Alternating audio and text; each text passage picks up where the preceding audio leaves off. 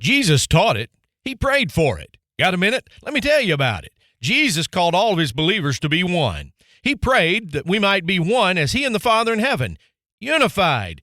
John 17. Today, there are as many baptisms as there are churches and thousands of denominations. Unity? Christ can't get his name on most buildings. As many churches as there are, you see just as many different names. Thousands. Only one name will save you, Acts 4 and verse 12. Many are afraid even to speak it. The gospel of Christ teaches oneness. The people of God are not to be divided, 1 Corinthians 1:10, but we are. Why?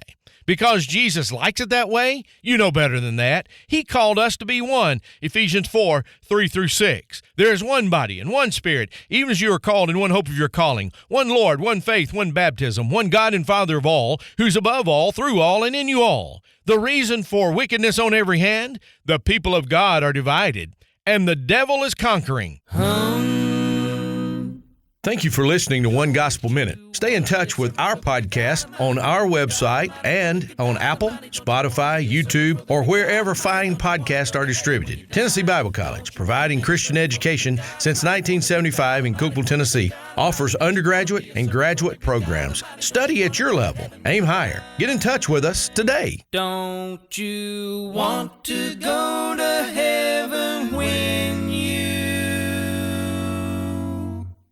die?